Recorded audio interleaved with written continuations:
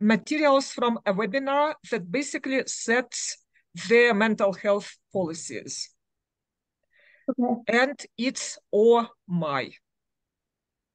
And I think this is something that people should see. And I know PCORI is not about advocacy, but still.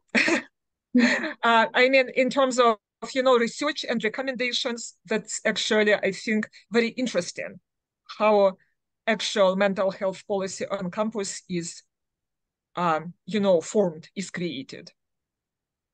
Okay. Definitely, Yulia, you should definitely throw that in the chat. I suspect that some of the things that you were, insinuating that you were horrified about, we will end up discussing just as a function of, the fact that we are going to be discussing crisis response. So give me. Oh, I cannot put them in chat. They are PDFs. There are basically no links to them. Oh, I see what you're saying. I see what you're saying. I feel, given that we have to, go over such a lengthy amount of things, let's see if we have time after we get through our main section, which is the current trends and research. And then if we do have time, I will be happy to give you the floor. But let's first introductions. Hi, my name is Delisha Thompson. I have my master's in public policy and in government and politics. I'm Bazelon's national mental health organizer, so I helped put all the things together, helped with this convening. I will say that this is a career shift for me in the sense of my background is very steeped in the psych literature and sort of I did not realize the little silo bubble I was in. So I appreciate everyone being here and sharing their varying degrees of expertise.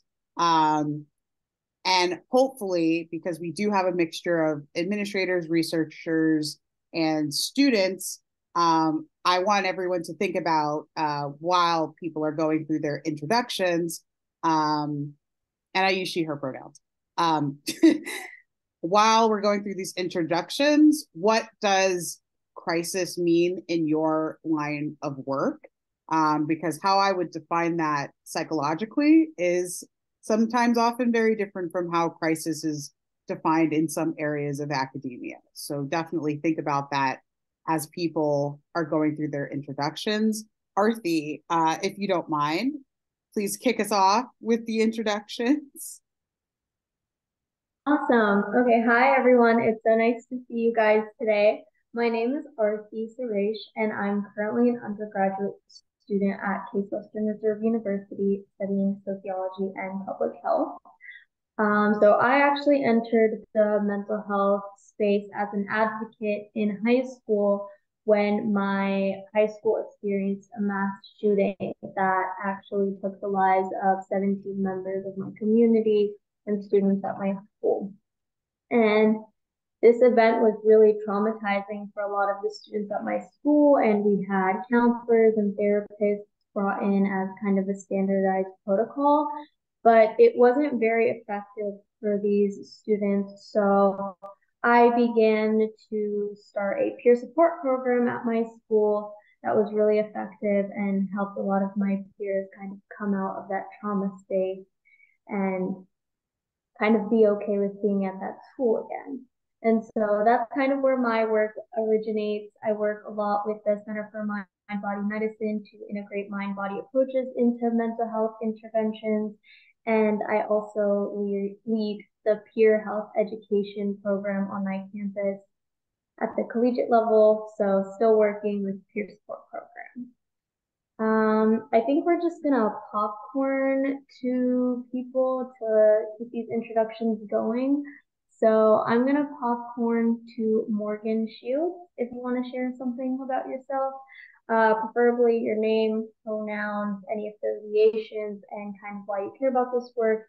And like Delisha mentioned, If you want to define what a crisis event is in your own terms, feel free to do that as well. Also, I'm she, her. Hi, my name's Morgan Shields, she, her pronouns. I'm an assistant professor at WashU's Brown School for social work, public health, and social policy. And my expertise is really on quality and accountability of inpatient psychiatric care. I have some work focused on crisis response, the 90-day crisis line. And how would I define a crisis? It's so funny because actually I'm not sure. I think that for me in my work, I sort of define a crisis based on how society views a situation, and not necessarily always from the individual experiencing the crisis, to be honest. So I look forward to learning from you all. Thank you for sharing. And Michelle, we're sorry to see you go. Morgan, do you want to kind of call on somebody else to go after you? Sure. I will call on Debbie Cohen. Hello, I'm Debbie Cohen. I'm an assistant professor in psychiatry and also the Steve Hicks School of Social Work at UT Austin. My pronouns are she, her. I come at crisis from a few different perspectives. My expertise area is adolescents and young adults who are developing serious mental illness. And I focus a lot on building out a workable continuum of care for adult mental health, like from the development all the way through state hospital work and competency restoration, all that sort of stuff. But I direct Amplify Center, which is where we are piloting the international headspace model in Austin. And also historically, prior to being at UT, I was an administrator in a public mental health sort of structure. So when I'm thinking through with my Amplify hat on, the executive director on that, it's more like what Morgan said is I'm thinking through like programs and policies regarding like if someone comes in and they express anything that relates to any possible risk towards themselves, whether it is that someone is threatening them or they're concerned about hurting themselves, like how we're responding. And that relates to an entire continuum of care, just of how we ask those questions using evidence-based screening tools, to also like how we would involve mobile crisis in our community in the most trauma-informed way. And we've done a lot of things around our programs and policies from a larger crisis perspective. Like what Arthi said was when I was a public mental health provider, I was part of our team who went out into the community when things happen. So it makes me think a lot about like, how can we be better responsive, like in our planning, because we don't usually plan very well for things that aren't like typical in our organizational process. So, and I will kick to Sam Resnick. Hi, all. Thank you so much for having me. So my name is Sam Resnick. I work with Debbie over at the EpiNet Texas project. I don't know if you said the EpiNet Texas project. You just said Steve Hicks. I'm sorry. So we both of us work for the Advancing Early Psychosis Intervention Network project, which is the NIMH national project, and we're the regional Texas hub. So really privileged to be a part of that work and to think about how we can make early psychosis programs better and more accessible for young people. So there's a huge overlap there with colleges and college policy and administration. I think that in terms of how I think about crisis, which is a hard question, I was trained as a clinical psychologist. So I have that, of course, definition in my head, like Delisha was saying, of like a traditional academic definition. But one thing I think that young people often describe as a crisis is access to housing or access to, like, your electricity is going out that night, and that's a crisis. And when they come to the clinic, our mental health systems say that's not a crisis, sort of come back when things are worse, right? And I think that's something I guess I just want to bring into the conversation too, is like, to what extent should we ask college campuses to be supporting with concrete needs? Because certainly my college campus took the perspective that it was not part of, and I went to a private college, but they took the perspective that it was not part of their responsibility to provide food, to provide, assistance in any way, right? And that did lead to a lot of mental health situations that I think could have probably been addressed sooner with helping students with access to needs. So, and then why I care about this work more broadly is I think that this is part of the pipeline issue that we experience in our mental health services research. So, getting through being able to be supported in college in an accessible way, right, also leads to being able to have opportunities in our mental health structures and resources that, unfortunately, without a college degree, is just harder to access. So I think it's a really large part of our pipeline issue here in terms of representation and advocacy. So, my pronouns are she, her. Hopefully I answered everything. Sorry, I don't have the slides, so I'm sorry if I'm forgetting something, but hopefully that answers. And I will pop it over to Angel. Hi everyone, I'm also at work, so sorry that my video and audio are going to be off for most of this, but hi, my name's Angel Zong. I use she, they pronouns. I identify as a youth scholar, activist, and advocate. I'm really interested in the social determinants of mental health from an intersectional lens because of the lived experiences with racialized misogyny and the trauma of assimilation I've dealt with at PWIs throughout my life. So a lot of my work and passion comes from examining the immigrant experience and what it's like to kind of grow up and also be socialized in those conflicting ways of be who you are, but in a very white normative way, and how that impacts your mental health and your identity development. And it's great to be here with you all, and I'm sorry again for my video and audio being off. Oh, and I'll popcorn to Christian. Hello, I'm Christian. I am actually Nev's doctoral student over at the University of Pittsburgh. So let's see. I really feel like you all have said so much about crisis and what it means, and definitely agree with that. And my clinical background was actually working in in a couple different psychiatric emergency rooms in Michigan.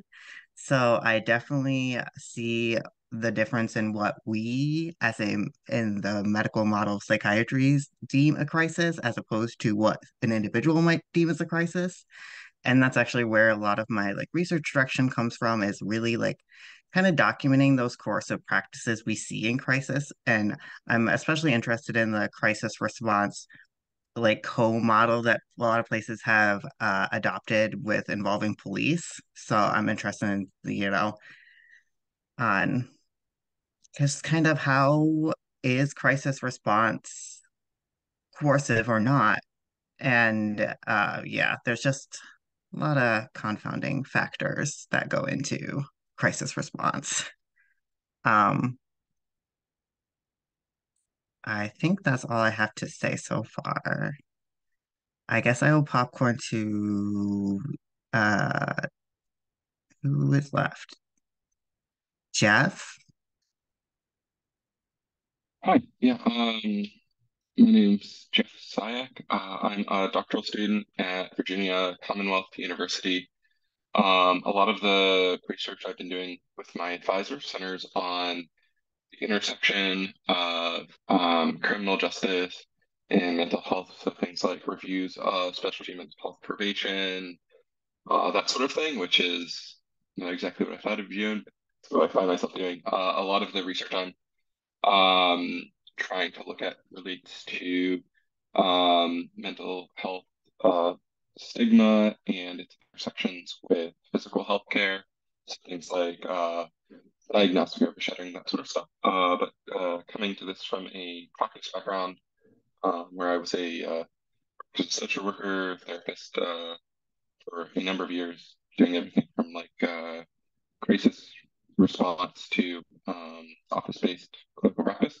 I identify a lot with a few people who have said, "Hey, I kind of can wear all of these different hats when I look at problems." I guess when I think of crisis, I would like to think like crisis is whatever someone says it is, but I also realize that when right, we're designing policies and practices, that there need to be some sorts of like cutoffs and guidelines that make sense. So I think hopefully maybe we can talk through a little bit here. I'm hoping to get out of this like, hey, what are some cutoffs that might work? What have some universities done that have been helpful or not helpful, and where can we go from there? And who hasn't? I don't know who hasn't been called on yet. Jim and Yulia haven't gone. Okay. I guess we'll go with Jim first because he's first on my screen. All right, thank you. First of all, my mom's here in a hospital, and I'm in the hallway, so at any point I could have to go. Um, I am a psychologist, thank you, and a psychologist and clinical associate professor at the University of Florida's Continental Wellness Center. I'm also an individual with my own lived experience of involuntary hospitalizations for madness. Um, I provide, let's see what we do. We facilitate peer support groups for students, intentional peer support, wellness recovery action plan, and a group based in the Hearing Voices movement philosophy. We provide consultations to students as well from a peer support and kind of bridging into those groups which respond to crisis in very different ways when we're able to share risk with students. I provide at least 4 hours of training to every trainee and new staff member that comes into our shop on rights-based, recovery-oriented evidence and human rights-based philosophy, and on trauma-informed rights-based responses to suicide danger. And I've got a thumb on the pulse of connection to the folks who do most of our frontline crisis response, where we work as a general whole. There's not accountability, but as a general whole, work to radically reduce involuntary interventions.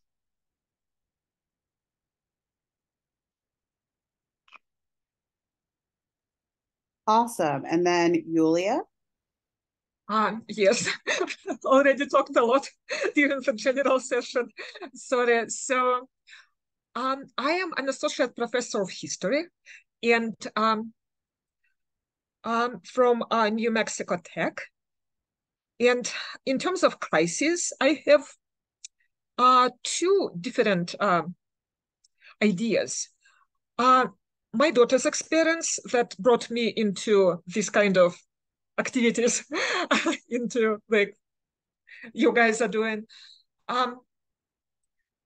was acute psychosis. So she was delusional, hallucinating, and whatnot. And that's one idea of a crisis. But I think that the general idea of crisis that I see on campus is something that can make people scared. Any kind of behavior that can result in liability to the college administration or some kind of unpleasant feelings for anyone around the person displaying this behavior. Actually, two very different things. I'm not sure that crisis in general can be defined precisely. In terms of what I'm doing, various things on my campus, raising awareness among students and faculty. What happens if you report somebody to the behavioral intervention team? That is, a kind of honey trap. People expect that, or share if you are concerned about somebody with us and we will help them. And a lot of people are very shocked to learn that help actually arrives in the form of police taking somebody to the emergency room and forcibly hospitalizing them. Then we brought emotional CPR training from the National Empowerment Center to campus, kind of trying to change this narrative to create something close to Jim Probert just mentioned. And we are working on creating a peer support for quote unquote people in crisis on campus and in the community. Our community is very small, and we actually work jointly with the local health council that is very progressive on mental health. Yeah. Ashley, did you go? I can't. There's 14 of you in here, so I'm trying to make sure everybody went. I did not. It's okay. I was like trying to keep up with the names, so it's fine. Hi everyone, Ashley, Lauren, she, her pronouns. I actually work at Vibrant Emotional Health, the program administrator for 988 Suicide and Crisis Lifeline. I care about this work because I started out as a baby crisis volunteer at 18. And I have no idea why they let me do that because I was not prepared, but it did help the trajectory and why I care about this work. And more personally, in my college experience, I went to East Carolina here in North Carolina. I had 2 suicide attempts in college. So that really shaped why I am passionate about this work from a professional lens and trying to change the system within. Because if you can't beat them, sometimes you have to join them, unfortunately. So that's why I work. And crisis to me, I mean, I love all the definitions you shared. I think it makes it really hard because we do need policies and procedures, but I think that everyone is the expert at their own life. So what might be a crisis to me is not going to be a crisis to all of you. And I think that's what makes this really challenging. So happy to be here.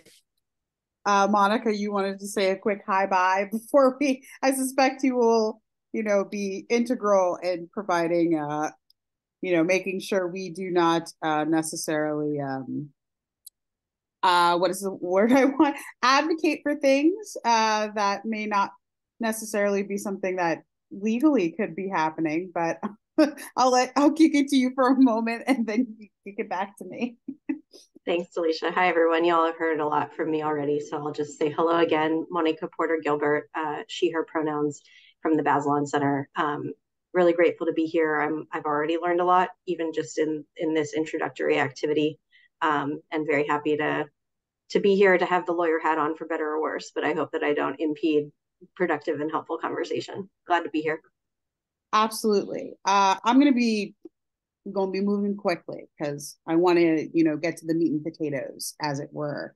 As we all know, crisis response can kind of be broadly broken down into 2 categories.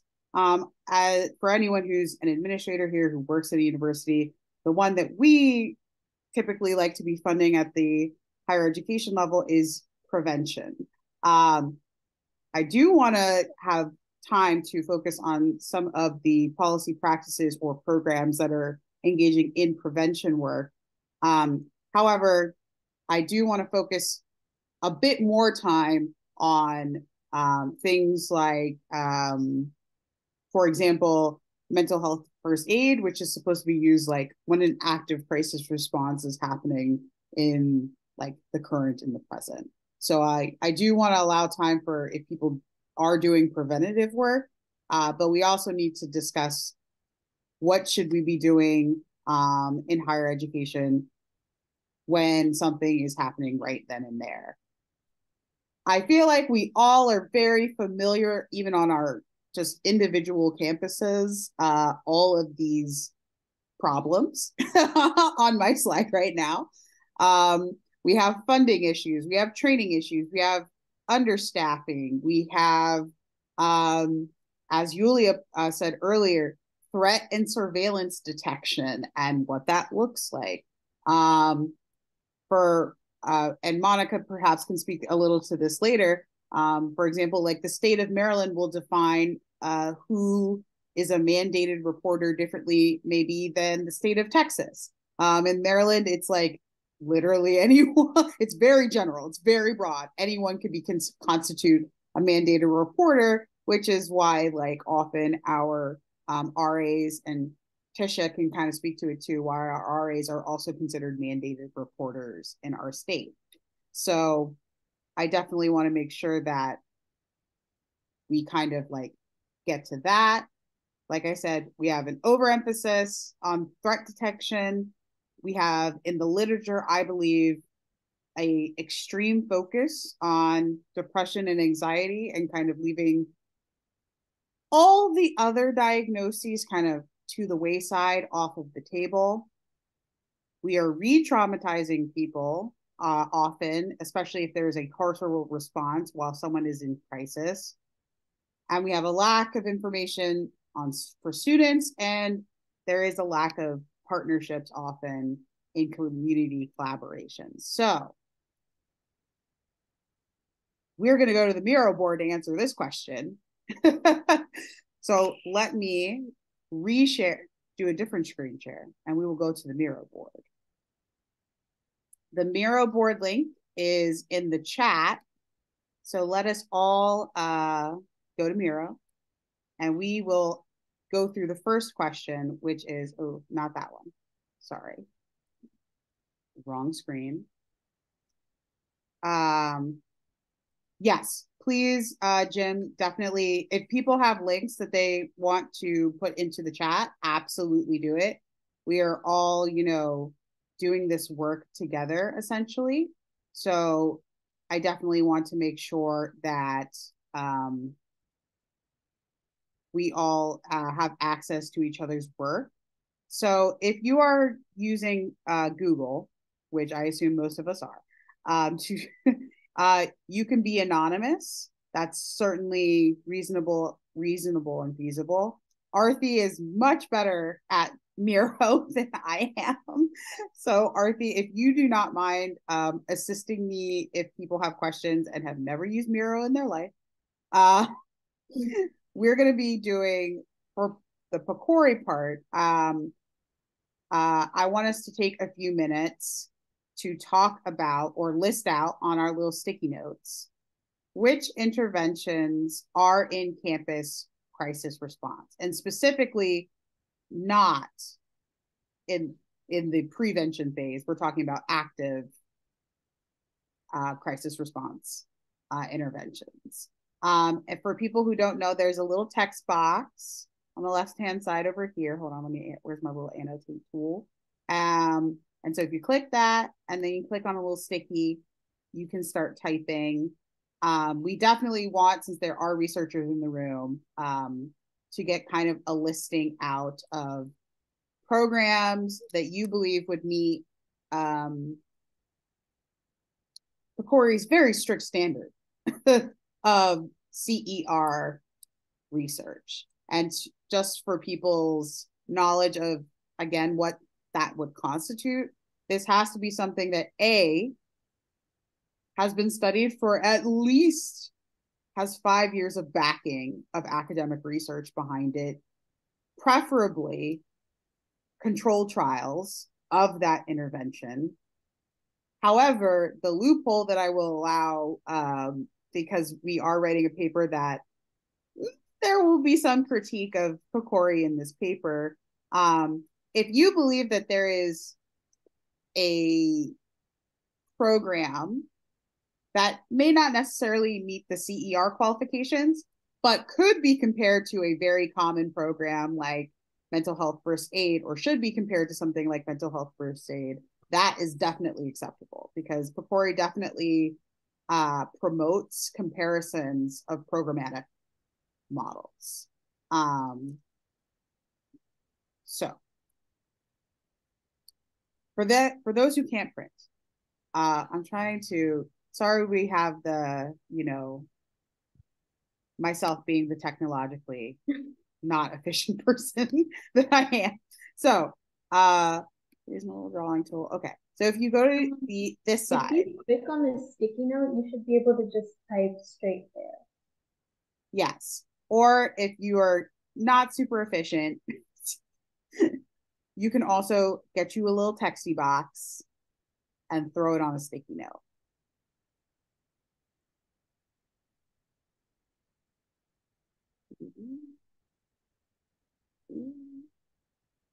So just so people know, you can zoom in and zoom out so I can see everyone for the most part in here. For people who are on their phones and not their laptops, I am not sure the solution. Maybe Arthi can provide the solution. But for people who are on their laptops, if the sticky note is not immediately allowing you to just like simply click and type, then you have the option of going to a text box, writing in the text box, and just kind of dragging it on top of the sticky note. For those of you who are on your phones and are having a little bit of a difficult time, holler at me in the chat and I will throw what you wrote in your sticky notes onto in chat, onto a sticky note. So Is anybody able to just click on the sticky note and start typing? I think some people are starting to get it. So yeah, just click on the sticky note and type if the text box is missing for you. And then if you're on your phone, you can put it in the chat. And if you're having trouble with the sticky note, I guess you can put it in the chat too. Yes, if you're having a little issue with the sticky note, I can definitely take what you type in the chat and throw it onto sticky note.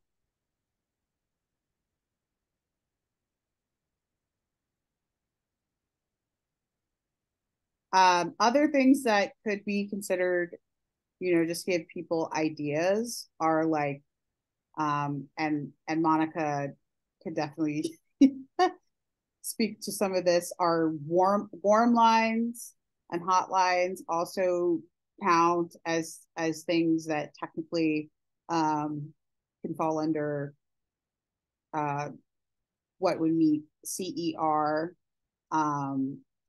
I know we are all in kind of the same sector, but in terms of focusing on mental health, but I will say that academia is great in the sense of a lot of us are using different definitions, even by us, or me asking about what do you define as crisis response, we are getting some varied answers. So don't be afraid to kind of like, for example, do we have any universal design folks in the room? Just to throw. Do you mean like in educational spaces, universal design for classrooms? Yes, in terms of implementation of prevention. Yeah, yes. So thank you for someone who's in ed. So if do not be afraid to put something that is very like your area niche colloquialism that people know, because I promise you I am doing the literature review portion of the report, so I am happy to go through all of your different silos and make sure that there's a grounding. For example, resiliency trainings, trauma-informed training, TIT, like there's so many. So I don't hesitate, and especially given that we have so many people who are, I believe Debbie and Sam, you both talked about EpiNext, early psych intervention, and the Amplify Center. So if you are doing work, both of you, that would constitute PCORI CER, don't even hesitate. Throw that in there. You know how complicated they are. Nev and I have discussed this. Yeah. But as I think you also commented on our little draft report. So as you know, we're going to have a lengthy portion on the literature review because we are definitely bringing together disparate disciplines. Hey, I was proud of Vanessa Voorhees, which is her and I actually put in a CER LOI yesterday, and it's the first time we've came up with something that qualified, because every time we've ever asked, we've been told that idea doesn't qualify. They're tough. And I can't get my Miro to work. I use Miro all the darn time. I don't know why it won't let me type. So. Definitely, Debbie. Feel free to throw that in that chat, and I'll just click.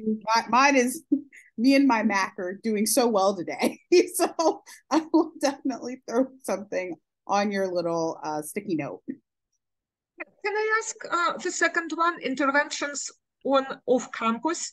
Which interventions could be applied to campuses? Is it, in our opinion, or what off-campus interventions?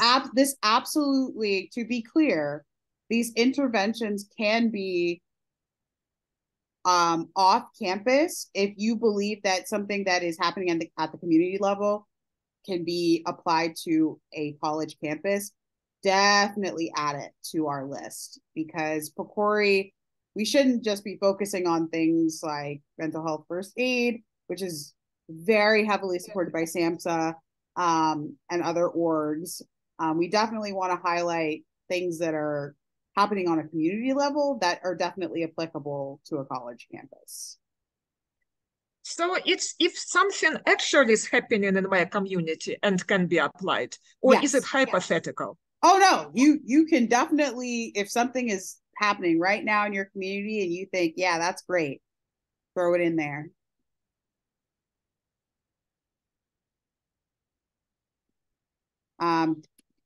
Debbie, I'm adding yours to the little stickies. Here. I just want another one that I want to flag in there, and this might just be specific to some of our rules that we have, but we have very tricky Title IX reporting requirements that make some of this stuff even more complicated. Like if people are reporting those sort of, that something happened to them and that's why they're in crisis, that make our crisis protocols even more complicated. Just flagging if that's just for something you guys to think about if you're thinking about different states. Now, Monica, definitely correct me if I'm wrong. But one of the concerns that some of our work group members who are here can definitely echo is the concern with threat assessment and duty to warn, and how that is having the negative consequence of less people reaching out and asking for help. Is it my understanding that anonymization of warm lines and hotlines sort of circumvents some of the legalities of duty to warn and mandated reporting? That's a really great question. I don't know about that piece. I know that some of the concerns with 988, for example, are that they could lead to a police response that folks don't realize that they might be triggering, or that they don't necessarily consent to. There have also been concerns about geolocation for some warm lines, and so that's where there do exist some numbers such as Call Blackline, which commits to their callers that they will not connect them with a law enforcement response. I don't know how my very limited understanding of the duty to warn is that it's applied to particular types of professionals. So I don't know how it applies. And yeah, others, please jump in if you know. Yeah, and every state has a different duty to warn. Tarasoff in quotes, law of like, there's much ones like what some states give you a lot of autonomy. Like you get a lot of autonomy in Texas. I don't know. It's much harder than it is in some other states that I've lived in. And definitely my experience. Oh, sorry. Oh no, go. I was just gonna say my experience, especially when it comes to duty to warn, is that you'd have differing, right? Not just between states, but even within the sciences, right? Like peers in many states are not bound by duty to warn protocol, whereas if someone's say a counselor, a social worker, then they do fall under that those criteria. So depending on the intervention and who delivers it, you could move around some of those concerns.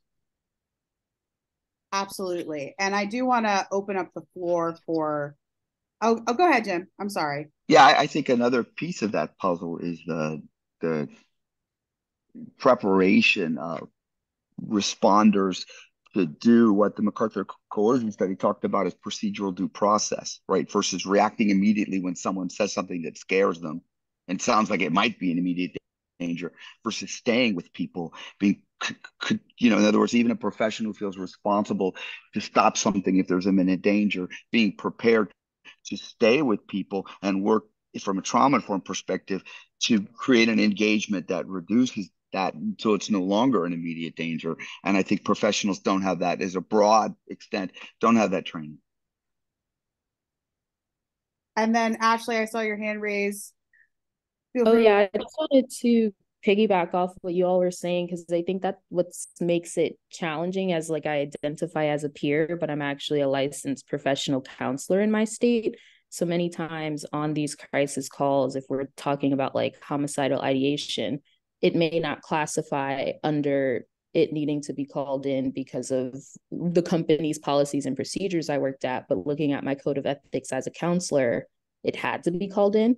So I also think we're going to remove lots of people that are peers and identify as lived experience folks from wanting to be in these counseling professions because of the ethics that we are bound to without, I worked so hard for my license, but it's not that I agree with everything. It's just, this is what they are literally forcing my hand to do. Right. And since I feel like we are on the, what we are, it sounds like we are in the what should be prioritized as well, some of the comments that people are making. So definitely keep commenting on what PCORI interventions we can have. Definitely keep commenting on which interventions we can apply to campuses. But also, since we are a little bit delving into it a little bit earlier than I thought we would, but definitely, what are the things that people feel from either a research, advocacy, or legal perspective should be prioritized in the research space? Like, what should be prioritized from a research lens, but also from sort of a legal lens? I believe Michelle, who had to leave, made a really good point about, it seems like with Yale, Stanford, and Brown, we're kind of like going school by school instead of kind of having that, like, I don't want to phrase this. I feel like the fear of compliance has not been put into schools across the nation. And what's ending up happening is, litigation wise, we are going school by individual school. And while that's going on, the people who can't afford to bring suit are kind of sitting and suffering. So definitely, if people feel very strongly about that, we have the piece. And if you, as you can see, you have to kind of scroll to the side, scroll sideways. So if people have very strong feelings about that as well, you definitely should put in what should be prioritized. I, for example, can say that I've read quite a few papers across disciplines.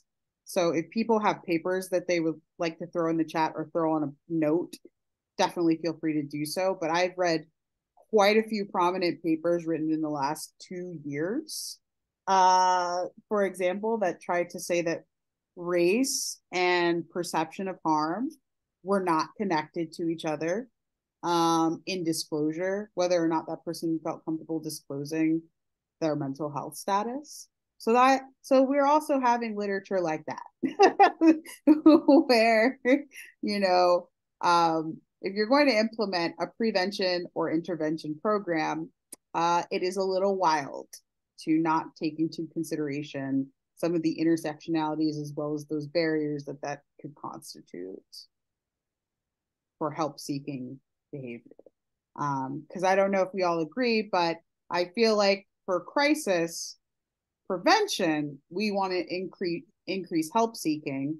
And on the flip side, from the comment section of chat, it seems like that increase in help-seeking is actually creating the negative effect of carceral, involuntary hospitalization, and other negative outcomes. And as a fellow UMD student, I'm sure Tessia can speak to the fact that our RAs are the ones, and the resident life is effectively making the universal decision of throwing people off campus at Maryland. And as Monica just said, it seems like the low-hanging fruit legally is people violating the Fair Housing Act.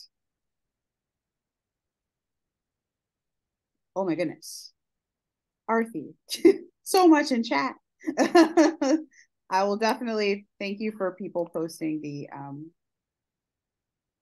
I mean, one other thing that I would just flag, I was going to say it, but it's the priority sort of thing. So I know besides Sam and I were ones there in the first episode psychosis space. So there's the 10% block grant set aside that all the states get. And like the legislate, what it says in there is these funds will be used for early serious mental illness, like early access to services for early serious mental illness, but it must be an evidence-based practice. But how that's basically been defined is the only thing that's had an RCT or a large-scale RCT has been for first episode psychosis.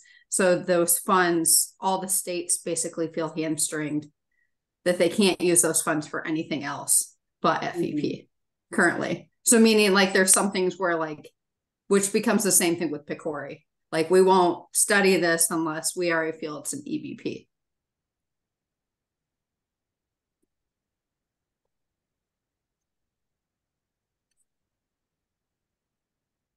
Could that be, I mean, I know that that's a larger criticism, right, of the ways we evaluate evidence within, right, research is that some of the most promising interventions are more difficult to set up some of the standards of like a rigorous RCT. Is that something that would be a valid criticism? Is, hey, maybe we need to look at things where you can't say, right, where an RCT doesn't make as much sense.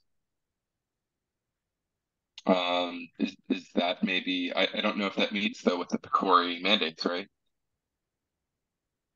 Listen, as I said, I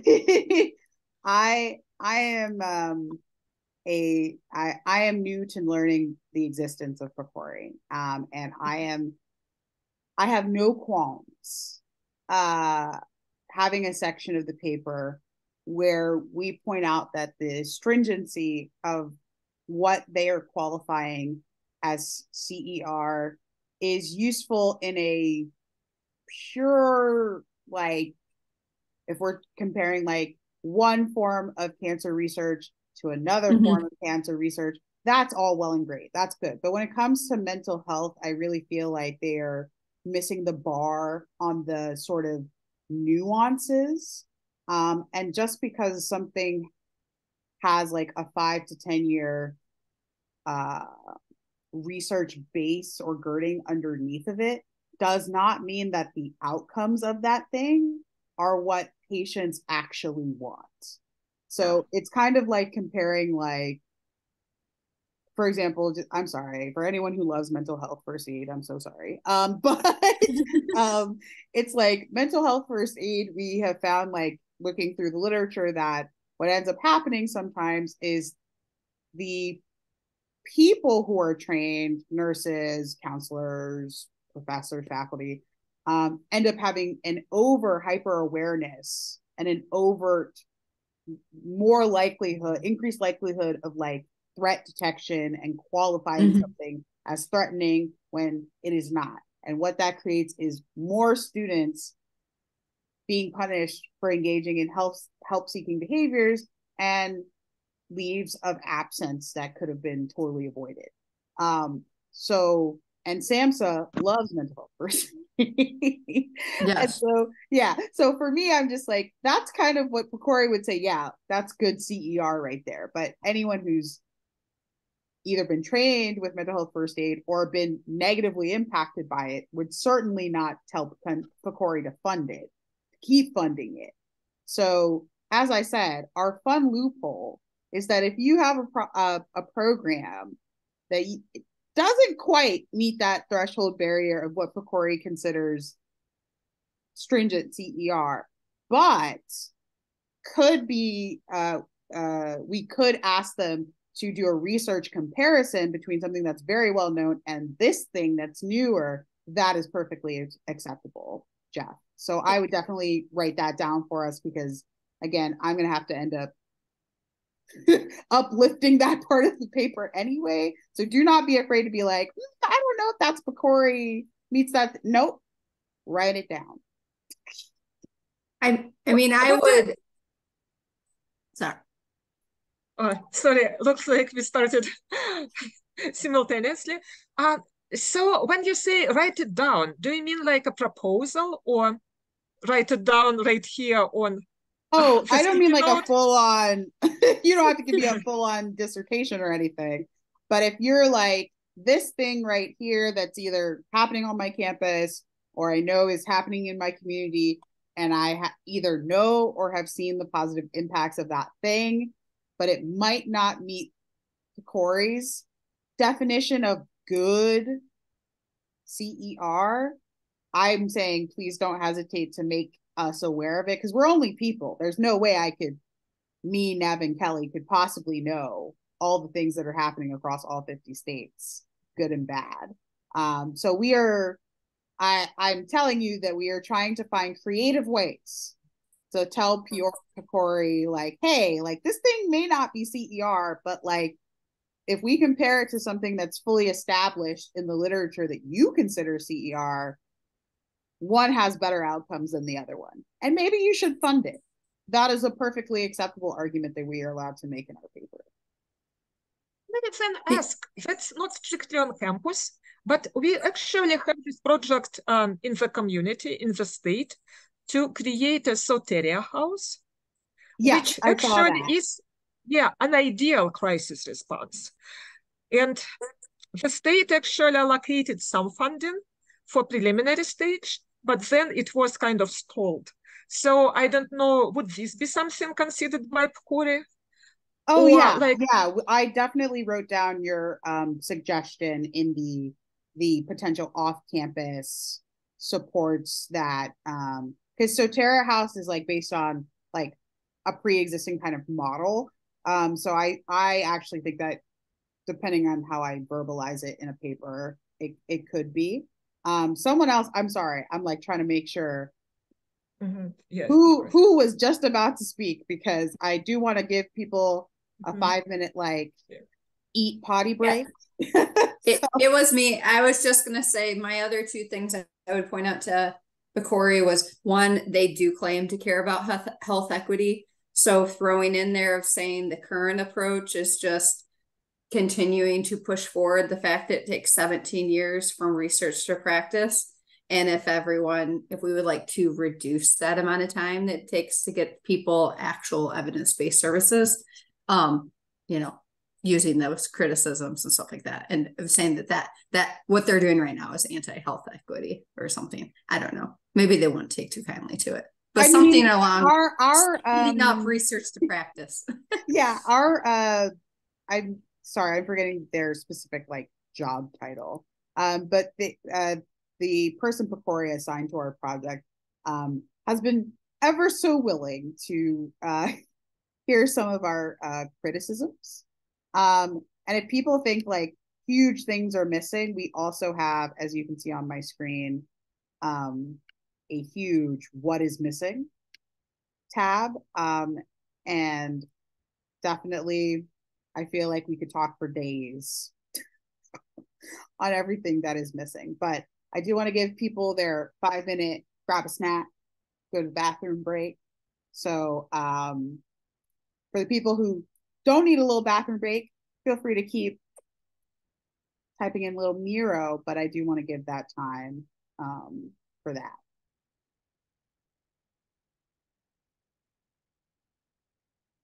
So I'll see people back at 2:10, 10 after.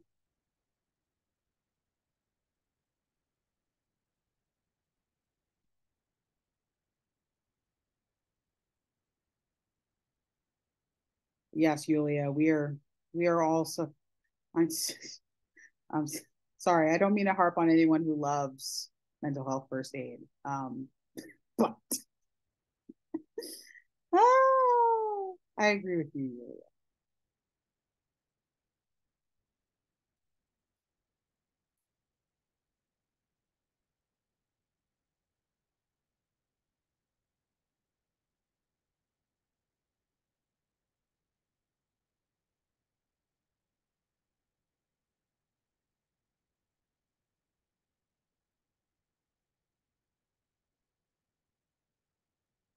This is going by fast.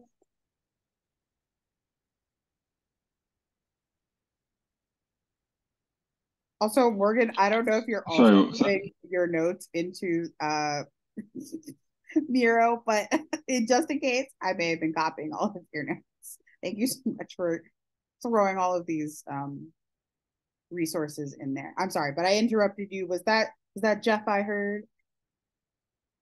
Oh, I was just saying that I missed the last comment that someone made before you were speaking. All good. It probably wasn't vital. Oh no, we were discontinuing the discussion of the fact of what should be prioritized, and then I'm sure people will have everything to say about what is missing. And then I don't know, Delisha, where it fits in this dialogue, and maybe it's just I'm far enough out of the bounds, but the level of, and I'm also really, my nervous system is really fried right now, so I'm sorry. No, it's totally okay. That the whole commitment to evidence-based. So the first time I was hospitalized, I had these profound experiences that I became God. So the evidence-based approach to that is, well, that's just crazy, right? But then you study world spirituality and you study trauma responses and you find a way through that works for you as an individual to find your sanity. And our current model doesn't recognize that people do that all the time, that people find their way to orient. If we talk about trauma responses and people like Peter Levine and Bessel van der Kolk talking about having to get back into our own nervous systems and into our own felt sense, right? That we're guiding the healing process away from the nervous systems of the people who are overwhelmed and navigating our own, coming to terms with what's happening in our own nervous systems. And I don't know how to, this may not be the forum, but how to point things back to how do we get back to the nervous system, the person we're sitting with who's in crisis, who's overwhelmed, and them navigating what they're experiencing, and that their way through may not be something that the words would fit what it would work for 80% of the people. How do we get back? I don't know if that made sense. No, what I interpreted that to mean is that we have gotten to a point where we're on the data, we're crunching numbers, but because we're so hyper fixated and focused on that, we're losing the sense of the individual care that is needed and required, and the focus needed on, this is a human being we're talking about. You're not just like some number that we can throw an intervention at and like hope we have a great outcome after we've caught you in the net, so to speak. And I totally agree with that. Sometimes when And I feel like that's the crux of the issue here, is that because we are a little stunted with how PCORI funds things, we're not actually doing some of the progressive work as much as we would like to. As Kelly was saying earlier, we can't even really use the word advocacy anywhere in this paper. So it's one of those things where, to be sure, our PCORI report that we have to turn in has to meet certain qualifications, but I want to be clear to everyone here that we are going to make white papers and briefs that are much more closer to advocating for very diverse and progressive alternative. Yulia, that is a great point. You know, may actually kind of, I just realized it's at the core of the problem, because what they want to do, of course, to ship off campus all students who may be potential liability. And they don't care about any humanity, any rights, anything. But if the number of such cases will in itself become liability, then it will actually may change things. You know, there is this mandatory publication that student body is like this or that, those ethnic groups, and so on. And that's like number of crimes on campus that also is public. And this is actually one number that is very confidential. And this is something that our mental health committee is trying to do, and so far was unsuccessful, hitting walls, but we will continue. Basically, give us statistics, how many students are sent by police somewhere each year because of crisis. And this speaks volumes about what's happening on campus. And I think actually the Department of Education should make it mandatory. And, you know, if they like forgetting everything else, but if it looks like our college drives students mad and suicidal, if we have those, you know, great numbers of students who are in crisis every year, then we will think twice whether we actually want to label them as in crisis, send police on them, and so on. No, I completely agree with that. One of our group members who's not here, he and Nev essentially sent over 100 FOIA requests asking schools for some of the data that you just spoke about. Some schools gave the interesting response of, you can pay for it if you want it. I mean, it is a FOIA request, so that is an interesting response. And then some schools just had other interesting stipulations for, if you want this data, here's what we would like for you to do in order to acquire it. So I definitely wrote what you just said down, because there is a lack of, not a lack of data, it's just like a lack of schools sharing the data that they fully are, for a lot of it, are keeping track of and are aware of. And speaking of that, oh no, but speaking of that, I do want people to think about, and it doesn't have to necessarily be, I don't even know where this would fit in our 4 categories, but I do want people to think about, for a crisis response from either their personal perspective or a school's perspective, what is the outcome that we want? Because as someone who is an administrator or was an administrator at a school, what a school wants is retention and people finishing and graduating. Like that to them is like the successful intervention or prevention results in students remaining in school and graduating. And I definitely want to hear if people believe like that is the best sort of formulation or standardization of how we're qualifying what success looks like. Because I can tell you from at least the ed literature, retention is the like, yes, they didn't drop out.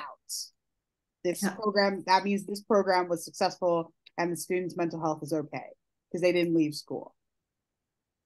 If you have medical withdrawal, medical drop policies, if you have disability accommodation policies in place, right?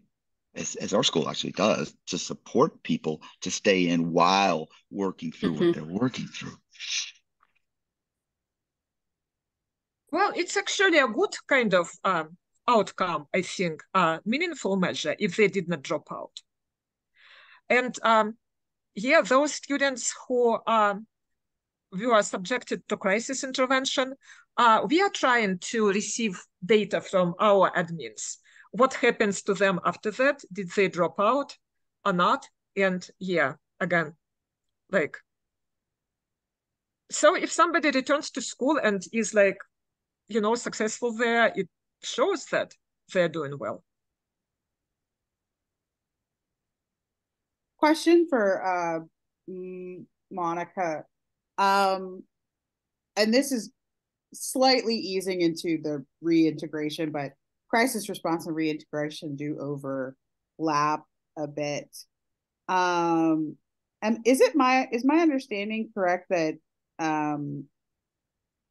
especially from the Stanford, Brown, and Yale case, that some of these barriers to re-entry or the response the school has to the crisis event and the student coming back, like making them sign behavioral agreements or, you know, asking them to be seen by a qualified mental health professional on the campus before being allowed back into class. Are those things like gray areas, or like you definitely shouldn't be doing that? Yeah, that's a really good question, and slightly different answers for the different types of things. I think it's through employment law that there's precedent that treatment requirements are definitely on the side of the spectrum where it's more clear that those are not permissible. In terms of readmission requirements, something that is still being determined is the amount, extent, and type of deference owed to universities. So we are still seeing, you know, as I said, certainly a student's treating provider, we've been able to advocate that their opinion be given significant weight. But that's the most that I've seen achieved so far. I think it's still being worked out whether a university can do their own assessment and what weight that should be accorded. Because there's an argument to be made that the university knows best what their program requires, and the university is taking some amount of responsibility over having the student in housing or on campus. But that's an area that is still being worked out. It's tough. Yeah. Oh, sorry. That's my Amber Alert. I know. I was gonna say it scared me, and I knew it was coming. Sorry. The national alert today or whatever. Yeah. Oh, I thought we had 2 more minutes. Oh, no. Oh, goodness. Okay. Well, I'm glad other people were aware you're going to get a national alert.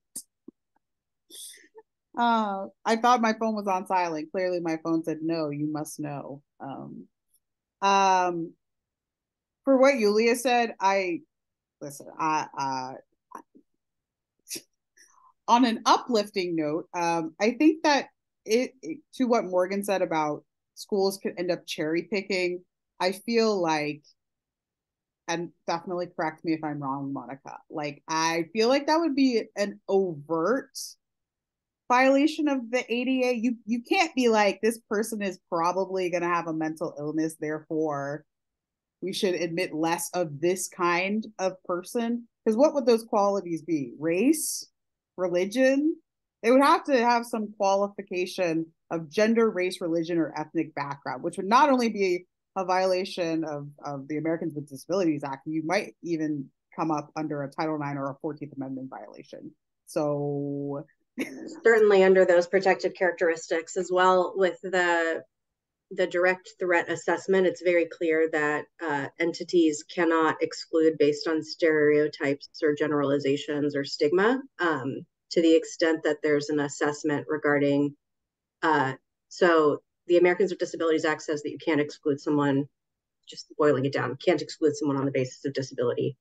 There are three what are called affirmative defenses. So like if somebody alleges discrimination, then there are mainly three counter arguments that a defendant can make, and one of them is direct threat. So that an entity can, so say for example, in the case of an active shooter, certainly if someone is posing an immediate and current risk to the health and safety of other people, you can legally exclude them. Where it gets squishy is that the regulations specify that you can exclude someone based on threat to others, but it's silent on threat to self. But we know that schools and other entities continue to exclude people based purely on threat to self, and they pose no threat to other people.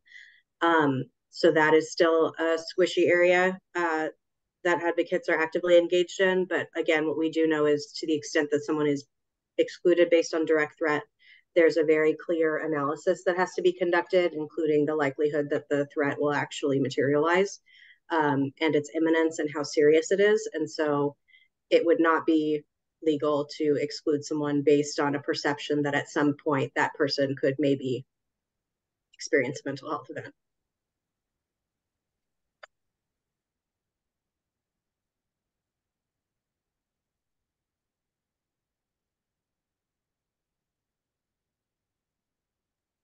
Yeah, I mean, these are really good points, and it's hard, right? Like college admissions has been in the news in a lot of ways, and these holistic assessments that colleges make, like colleges, employers, whatever, like if you don't get the job, you don't really know why you didn't get the job.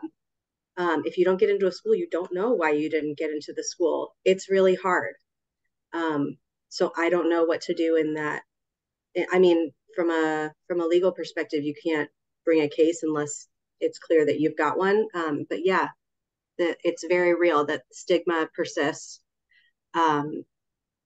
And these colleges are doing holistic assessments. And so I think college admissions is something that is going to be an ongoing conversation, especially in light of the recent affirmative action decisions. I actually do have a further follow-up with that is I'm currently applying to law school, and every single application I've done has asked, have you had a mental health crisis?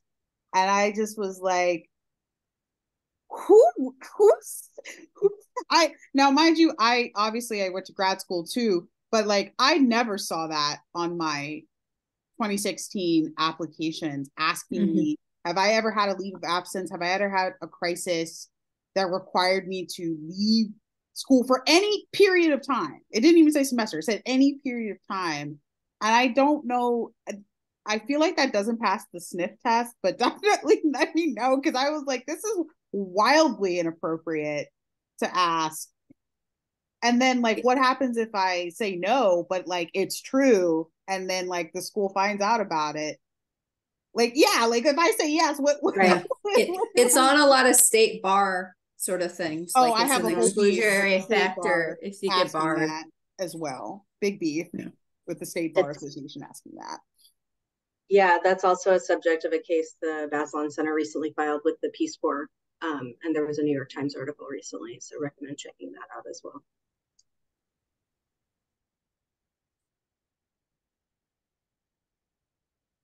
I got my clinical license only because it had been so many years since I'd had treatment that I slipped through the cracks.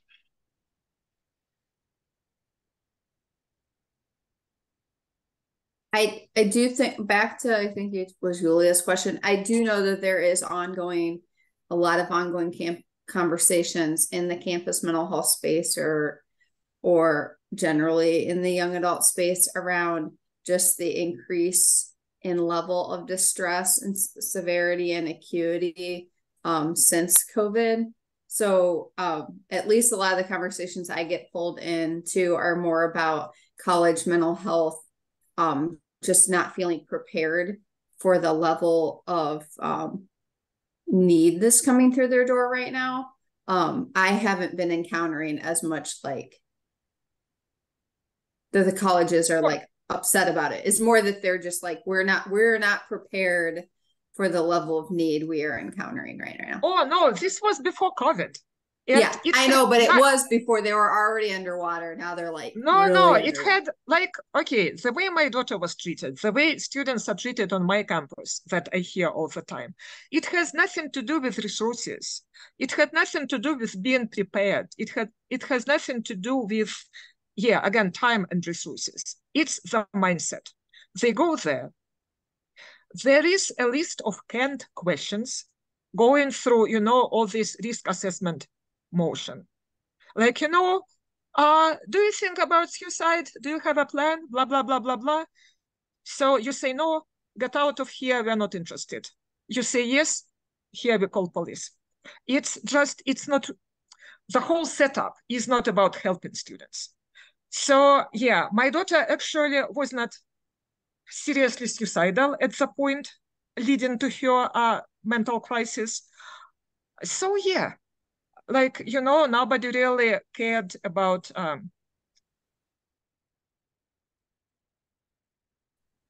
and it's just counseling on campus. That's systemic problem. There are some good people and they keep who keep leaving. But generally, they keep saying, oh, we don't have enough resources, or we are so overwhelmed. And absolute majority of the students, and we have actually hard data on my campus, it's such big disconnect. They're going around, oh, those resources are available, please. If you know, come here, we will help you. Then basically 80% of the students who ever went there have those responses. After going there, I felt much worse than I was before. I will never go there. You know, you suggest to a student, do you consider counseling? They're like, no, absolutely not. Don't mention it. And then I'm like, wait, I'm not talking about the college counseling. I have a list of counselors who take, like you know, in the community or who do telehealth. And the student would be, oh, yes, please, send me this list. I feel like, you know, and we can all kind of speak to this either individually or because we have children or other things, is that as the child of a psychologist, you know, I was very fortunate in that when things happened on my campus, I knew what that very fine line between, and Ashley, you can definitely go next after me. I knew that fine line between raising concern, but not subjecting myself or another person to something carceral or involuntary. Because when I would try to say, hey, I think my friend needs help, I think they're experiencing bulimia, for example, you know, the first question I always got was, are they suicidal? Which is like a super inappropriate question, like right off the bat. But also I knew that question was meant to trigger a certain type of response, especially when it's asked by, you know, someone who is a director of resident life who can cut off somebody's housing in 2 hours. So I definitely hear you on that. Yulia, and then Ashley, you have been patiently raising your hand. No worries. I just really love the combo, and I wanted to say, so like I went to school in Greenville, North Carolina, and if you don't know, it's not necessarily rural as of yet, but the eastern side of North Carolina, Greenville is the hub for a lot of cities and counties. So, for example, my grandpa lives in another part of North Carolina. He'd have to commute 3 hours to come to the Greenville hub for doctors, and similar in that area. So for us, it really was a resource issue in the sense that everyone's using because also my school was a medical school and a dental school and a law school. We have all these things. And so where the resources weren't just for us, it was for all community members on the Eastern side. It made it really hard to get appropriate resources. Like my disability took a whole year to finalize, just because of resource allocation. So I do think that in suggestions, I mean, we're not going to find the perfect one because it's different for every community, but I do think we have to be open-minded that it is resources for some people. And there aren't a lot of well-paying jobs in this field. So even if I was looking for a counselor off campus or crisis resources off campus, very non-existent because the pay rates in my area are very, very low. And also as still a minor under my parents' insurance, even if someone was to give me a list of counselors or resources outside of my campus, I would then have to expose myself to my parents and let them know what was going on for me to utilize those resources. And they're not very mental health forward, as I'm a Black person and we don't really believe in mental health in our community. So I just wanted to bring those points up because I think it's all good points. We have to look at like a bunch of different perspectives to really solve this problem. Absolutely. I'm gonna shift a little bit because we do have to eventually come back to the big room. So our next task, you know, and I promise we are not in kindergarten, but we do have to sort of go through each section and sort of prioritize where we and prioritize / summarize what we want to bring back to the larger group. So let's start with which interventions are in campus crisis response, which were specifically, and let me zoom in, and make sure that everyone has said everything that they have wanted to put inside of the what are we currently using on to address campus crisis response. And I know I said that we wanted to focus more so on things we use for like active crisis situations, but if people did also have things that they believe are useful preventative programs or tools, now is the time to speak up or forever hold your peace.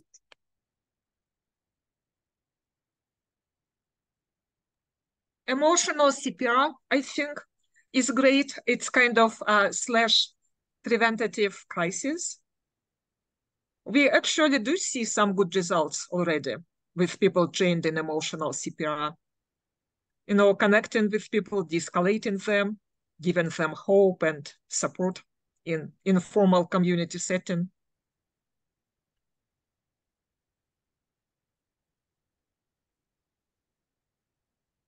Absolutely. Monica, I did want to give you if you had any thoughts on what you're seeing on the board. I did want to, sorry, I'm calling people out. We're going to be like a little class. No, that's okay. Honestly, I think best for me to defer to you all. This is really helpful. Sin, I also know you do a lot of work in this area as well as Steph, and I wanted to make sure you both had been able to add things from when we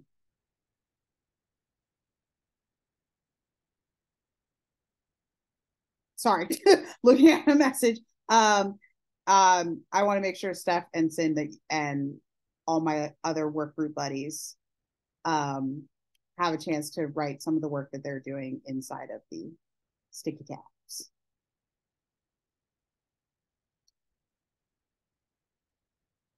And I have been informed that the conversation is so lively that they want to give us 10 more minutes. So we do not have to necessarily summarize right now. I love it. I love to see it. So I will say absolutely.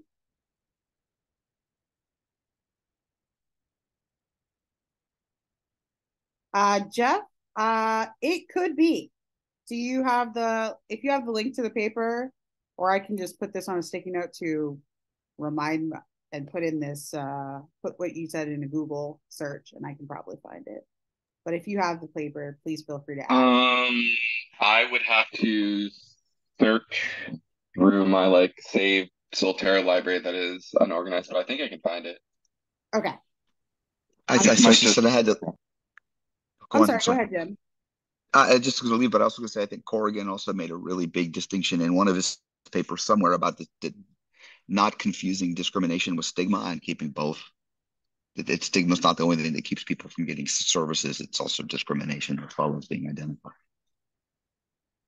Absolutely. I think of all the things we've talked about, we've probably spent the least amount of time on what you were just bringing up, Jim, about discrimination and some of the weirder, not Corrigan necessarily, but the weirder separations in the literature between stigma and discrimination, or discrimination and disclosure. Sorry to have to go. Thank you all for the work that you do. I've got to head to attend, but thank you all for doing this work. And I hope I'll have some more connection with some of you in time to come. Absolutely. Bye. Please take care of yourself. Okay. Bye. Thank you. And Steph, I will add your, also for just myself, into the sticky notes, because I know you do a lot of preventional training.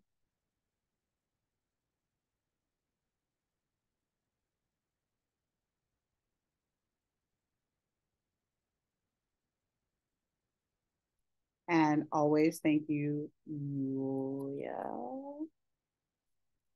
Since we do have extra time, anyone, I know people did have more questions for Monica, especially in regards to some stuff like this. So now is the time to pick her brain. Oh, Sin, go ahead. I see your hand. Yeah. Sorry. I'm at work, so I just wanted to add, like, specifically to our campus and like the aspect of mobile crisis units. As I don't think I saw much on that as like a crisis response. We've been having that at our campus be really helpful because it's just mental health professionals coming into meeting you where you are, not necessarily you having to go meet them anywhere. And in our co-ops in particular, we've had both like carceral and like uncarceral experiences with mental health intervention, and generally like as a unit of like low income folks and majority students of color, that has definitely been really helpful. I think our campus has taken from the city model, so we have, I believe, both a city crisis unit and a Berkeley campus crisis unit. So I think that's something that might have been possible to add. Okay, I'm writing what you said down.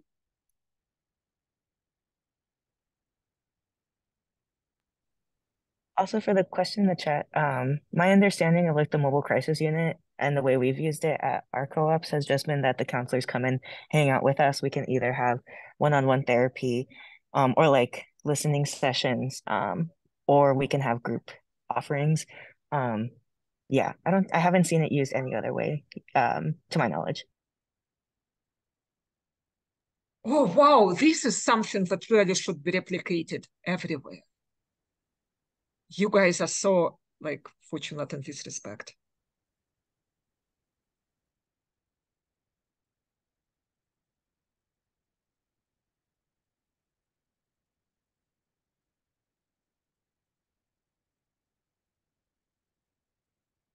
I think that if correct me if I'm wrong, Monica, but when universities kind of contract with an outside third party provider, those providers are technically,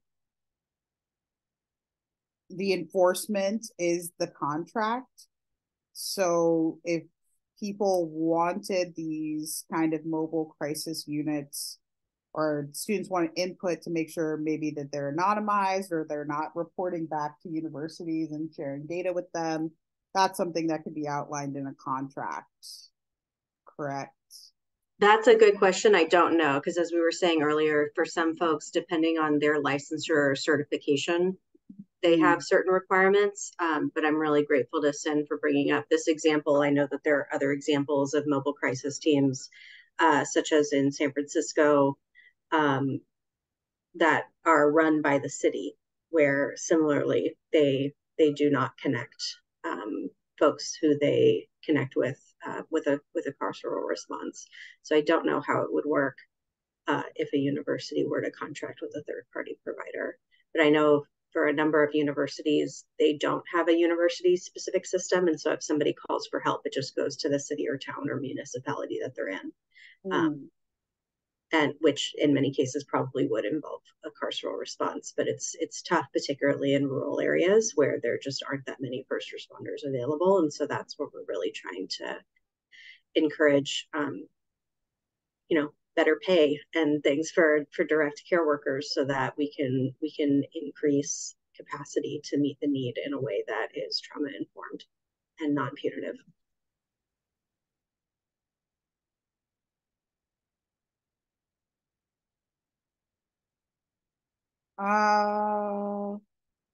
Yulia, could you I look at what you just put in the chat. Could you illuminate what the wildfire? I've never heard of that one.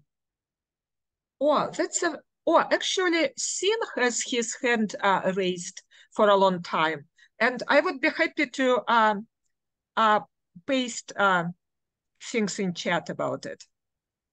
Okay, sorry. Oh, it's an old hand. Angel, I know you're at work, so feel free to. You've been quiet, so feel free, if you can't speak into your mic, to throw it into the chat if you have anything to add. Let's see.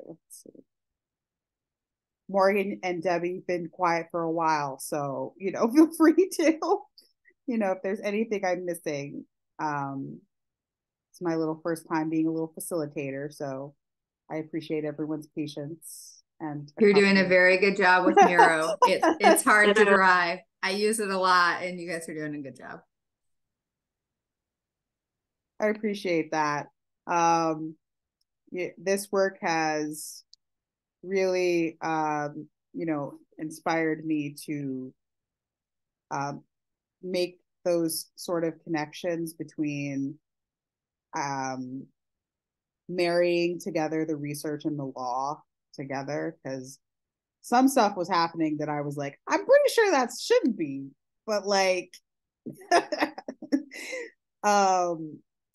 but it is. So I do think we hit on one thing that, I always joke that I spend too much time dealing with contract law, even as a non-lawyer, or reading it stuff that, somebody made the comment about how mobile crisis is set up through contracts. Some of those are things that we never share outside of our internal work, but would be helpful to have best practices around how to structure sort of things with your county, because some people I think are actually doing a good job. There are places that aren't, but there are ones that I think have put a lot of really time and detailed effort into making it as trauma informed as possible, and sometimes looking specifically at that contract language can be helpful. Oh, I am definitely writing that down, because even Jeff, you asked a great question of who's the client. I have no idea. The school, probably. Right. My point there is that in that cahoots model, what happens is, right, it's in the community. Someone who's living somewhere may see someone that they think is in crisis, right? When they call, that model responds, and it's civilians, but their training says that their priority is to resolve that situation, either directing that person towards care or kind of being like, well, move along, right? Like you can't be disrupting people, right? That sort of a mentality is exactly kind of the opposite of what we would want, right? We kind of I feel like having that university liability risk reduction model or mentality would be is what we're trying to move away from. Yeah. That's 100% why I bring this up, is because the amount of conversations around the risk and sort of stuff, like having university, because people are going to become more and more paranoid, frankly, about how risk averse they're trying to be when they don't have examples to look at. Actually, that's definitely something that should go in the missing section. Like there is a fear of liability in terms of, from a university's perspective, of if we try this new thing, should we try this new thing? Which is why we have this weird negative cyclical negative reinforcement of places like PCORI, SAMHSA, and NIM are like, we like these things to be well researched and have a lot of undergirding research behind it, obviously for some good reason. But then that kind of hinders the progressive progress of like, maybe we need to start doing something different. And on that note, now it's time to summarize everything we've written down. So I want to make sure that I verbally am able to capture. I'll start from the last column and move to the left. I'll start from right to left. So I want to make sure I heard anybody, and if I missed, please like raise your hand or throw it in the chat. Generally, from what I heard everyone saying, is what we are missing are some of these finer lines that would go into the legal arena of contracts, best practices, and the ways in which, as advocates, litigators, and administrators, what we can do to sort of be implementing some of these things that we believe are more progressive and may lead to better outcomes. We have all of the issues around threat assessment. What is that? How are we defining a threat? What does that look like? The sort of surveillance nature of things that are going on in the literature and on campus. A few of you definitely said we are missing sort of national enforcement of statistical reporting, or exporting, as it were, from universities to the Department of Ed or whichever federal entity is most appropriate, so that we can't really do a lot of things if we don't have the data, and if these are being kind of kept under lock and key school to school, it also makes it very difficult to get that out.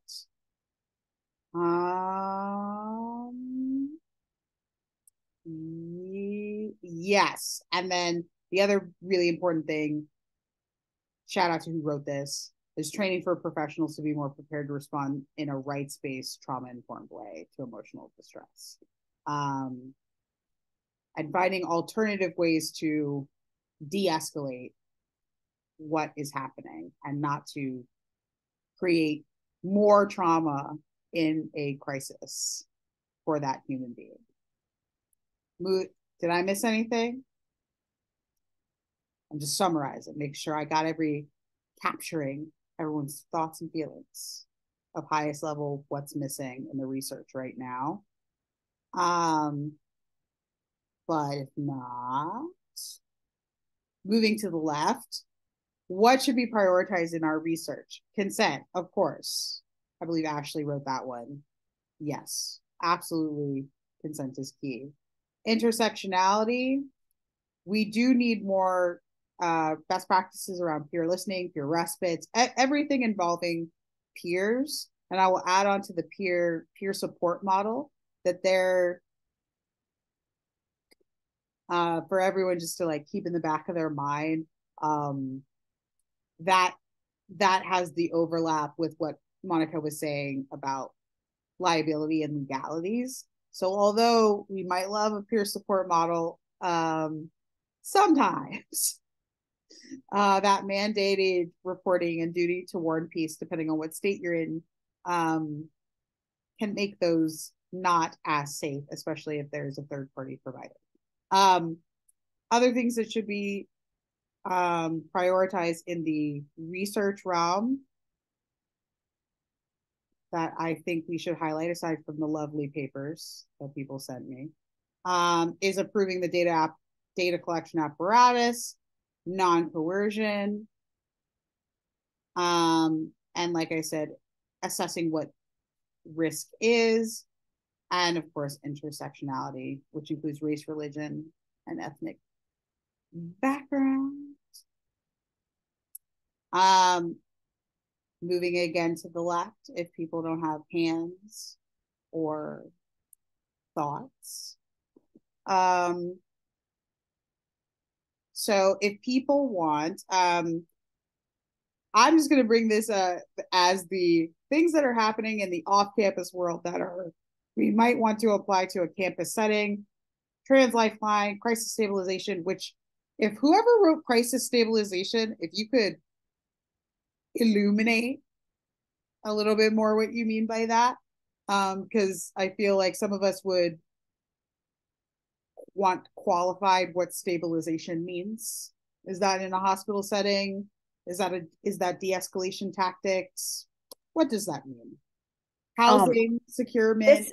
And I'm realizing this was me, and I didn't read the italics under here, which is what should be applied. I just thought this was like in the beginning. Sorry, I was confused. I just wrote what is currently used out in the community. So we can just delete that. But the definition being not necessarily overnight, voluntary, a place where you can go, where there are professional clinicians there, and maybe also peer support, but it is more of a medical model. But I didn't mean to suggest that campuses should adopt that per se. Maybe. I misunderstood. Sorry. No, I think it could, in the sense of like, I think it was Yulia and Maryland, I believe, is also trying to implement one. If you have something like Soterra House, where there is like a campus affiliated third party, very explicit, you can go here and receive something, then I totally think that is appropriate to be in this section. Okay. Maybe delete the inpatient psych hospitalization, though. I'd like to just remove that. I would feel terrible if that's my contribution. Oh no, I got you. It's gone. It's disappeared. Yeah. Yes, Yulia, listen, there's Monica, I don't know if you are familiar with it, but there was a case in Oakland, California, maybe like 3-5 years ago, where the school district sued to have trauma, race-based traumatic stress, added to the Americans with Disabilities Act. They were not successful, but they weren't like not successful. The legal meaning of it escapes me. It was either a standing issue or the judgment was odd. I can't qualify what it meant. I can definitely throw that in the chat if people are interested in people trying to litigate expansion of the Americans with Disabilities Act. But there are school districts who are like, yeah, we just gonna sue you to force ADA to be more expansive. So that's interesting. I had not heard about that. Oh yeah, I will definitely send that to you. That's like a big that's like a hot topic paper for me right there. It's like, should trauma be I mean, it's in the DSM, so I see no reason why it cannot be. There is an opportunity for advocacy with Section 504 of the Rehabilitation Act. The federal government is in the process of updating regulations that have not been updated since the 1970s. And so currently the HHS regulations are out for comment, but we are expecting / hoping that in the coming months, the education regulations will be out for comment. So that's something to keep an eye out for if that's something that you're interested in engaging with. Absolutely. Thank you for making us all aware of that. And I see our last thing, I don't know if Arthi, I don't know if Sarah is going to break the breakout. I don't know how I don't know if we have to like everyone physically return or they're just going to stop. But I do think we do have, as our last section on the left, I do think we've captured, like, in a general sense, everything that's currently happening that could meet PCORI's little standards of what's happening currently in campus crisis response. TAO, mental health first aid, universal design, MCOT, yeah. All of the mobile and tech lines. I'm always curious who owns the data for all these text lines that exist, but that's probably getting really into the weeds, nitty gritty, because I have a fear of data and who owns it. But that's just me. Or maybe not. Is there anything else that people feel they maybe got left out that they would want me to speak to in the summary?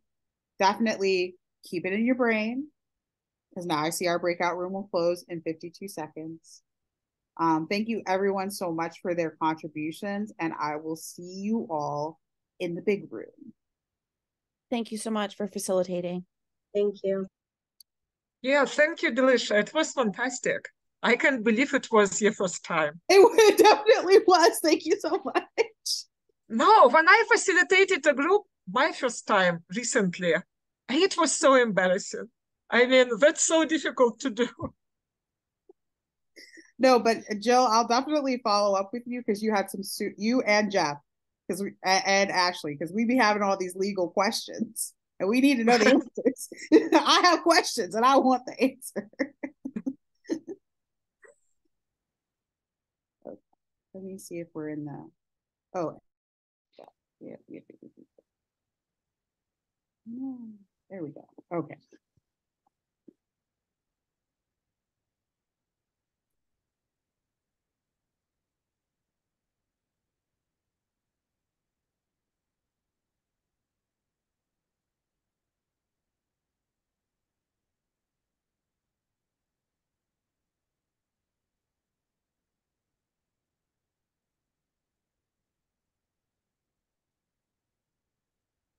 All right, I'm gonna break the silence. Welcome back, everyone.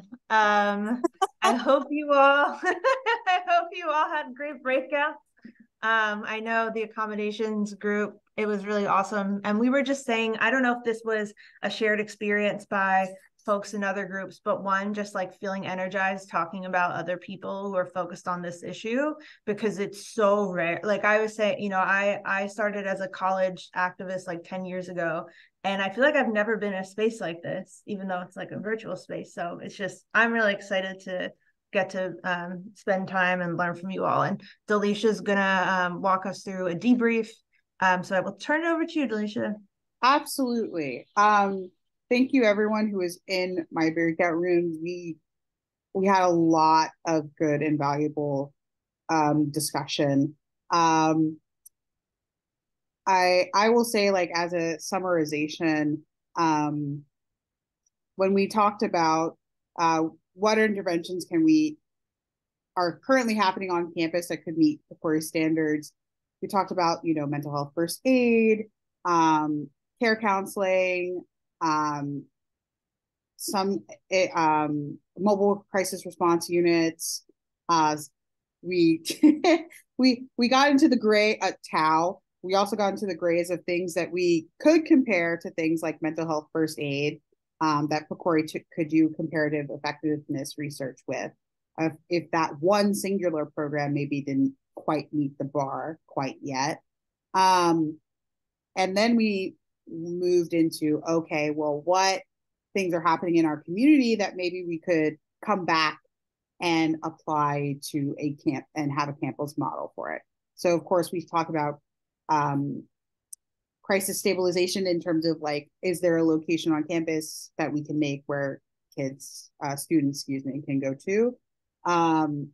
Peer support models, peer respite, the warm lines, and very interestingly, having hybrid design models that are being used in sort of the social work and foster spaces to see like what is effective for kids coming into or experiencing things like that. In terms of what people thought should be prioritized in future research, we all agreed consent is key. Although our crisis response group we tried to heavily not focus on prevention, but we did say obviously early intervention prevention is definitely something that we can and should do. We focused on the lack of data and believing that universities and other entities should have some like mandatory reporting structure to the Department of Education and others so that lawyers, clinicians, and researchers can actually have easy access and can actually promote more progressive programs and data for those programs. And we also wanted to know like what is a standardization of things like risk, threat assessment, surveillance, so that, there's a standard and we all know what we mean when we use certain words in the space. That would be really, really great. And that overlaps a little bit with what we felt was missing. Things like, is retention a good qualifier for a positive outcome? Is just finishing school like the most humane or humanizing way to think of the goal of a lot of research? A lot of people said they would love best practices for some of the things with the mobile crisis response units and the text lines and the warm lines, so that people could actually take models and then implement them and make them appropriate for their campus or their community that they're working in.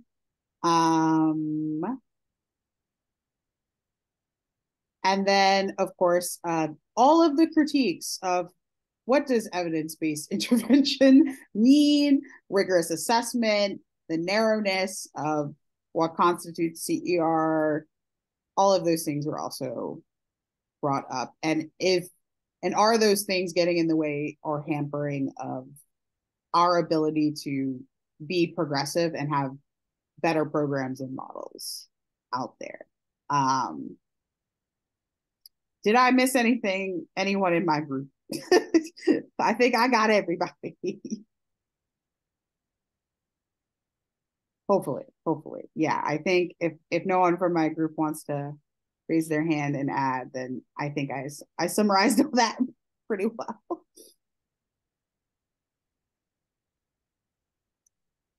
Although we did have a lot of legal questions, all the legal questions, every legal question. But yeah.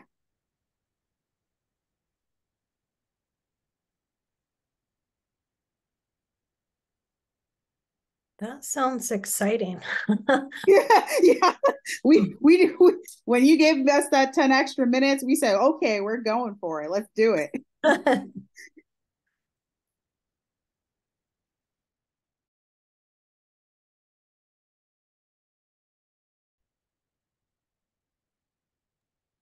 Brittany, do you want to go for our group? Sure. So I'm reporting back from the accommodation group and some of the things that we talked about as the priorities. It was a really interesting conversation and so many good ideas were generated. As for the priorities of the group, we narrowed it down to about 4 topical areas. The first being practices. Under practices, this included things like delayed or waived documentation for ODS and for accommodations. And the second area is really moving away from that prescribed list of accommodations being much more creative and individualized, considering cyclical conditions and how those can be accommodated in unique and individual ways. That also includes the use of technology and AI, being able to explore accommodations that are commonly used for one condition that might be transferable and useful for others. The next area we talked about was advocacy. This includes continued legislative action, both with low and high profile schools, addressing disparities in how ADA requirements are applied for students with mental health conditions, as well as continued executive and Department of Justice action to reach much more broadly.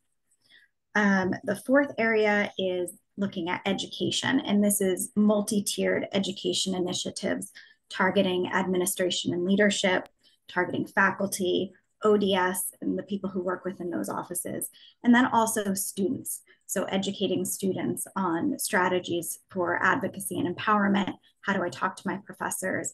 What types of things might be useful? So the education would be specific based on the group. And then the fourth and final area that we identified as a priority would be research. So looking at, what's working, what are the policies and practices that best support students? How do those specific policies and practices correlate with positive outcomes? So looking at both academic outcomes as well as well-being outcomes and student satisfaction. And also looking for research under, what is the role of peer support versus peer navigation? How can those types of programs, be scaled up or utilized at different campuses? Am I forgetting anything, accommodations group? All right, thank you.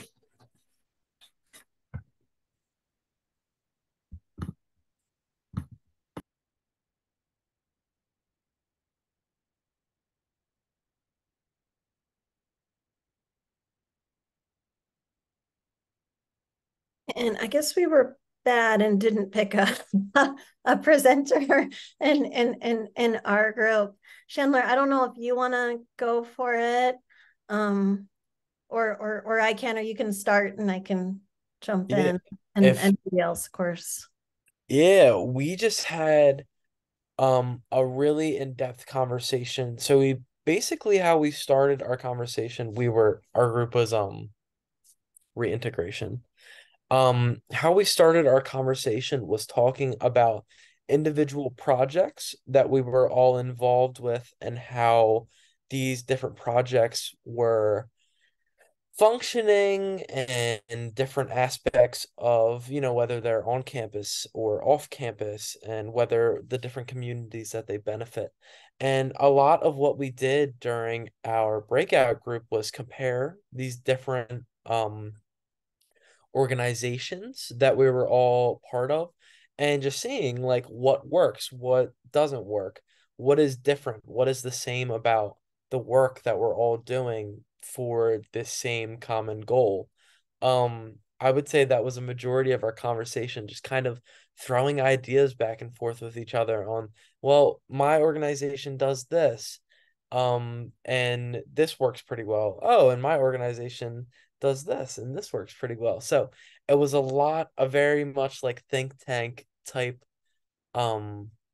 session, which was pretty cool to see. I feel like I learned a lot about different programs and what people are working towards. Nev, if you have anything to add. Yeah. I mean, we had a ton of active supported education researchers and leaders in the practice community in our group. So it was just really great. And I think some of it is we did end up talking a bit about heterogeneous subgroups and for instance, differences between basing services in the community versus internal to college campuses and the way that different people might be impacted by that depending on poverty, disadvantage, things they've experienced outside. So it was just a really rich conversation, hard to summarize, with just lots of kind of nuances, I think, kind of brought out. And then Chandler was saying, where do we go with the campus care coordination piece in the absence of research and existing research, and things are really starting to take form in different ways. It's not really being documented visibly. And so, yeah, just a interesting conversation about that. And then kind of, I'll just mention too, just like kind of peer support, peer advocacy, sort of what's the grassroots side of this versus the more kind of top-down clinical administrative side of supporting and changing outcomes.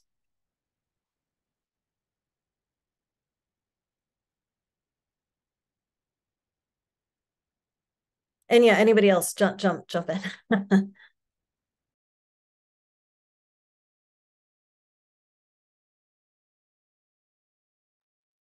All right.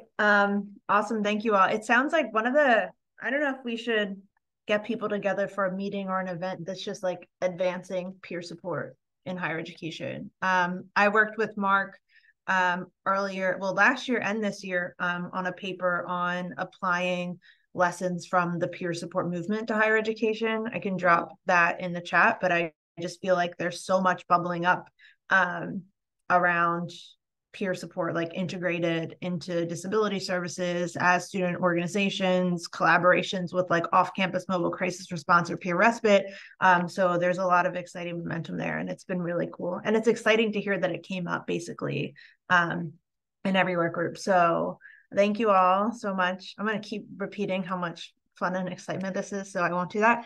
I wanted to turn it over to Jill King. So Jill can share a little bit about her work, but then as a disability activist on her campus, and then some reflections on today. And then I'll turn it over to Nev to talk about next steps, ways to stay involved, and some of the things we're going to do after the convening.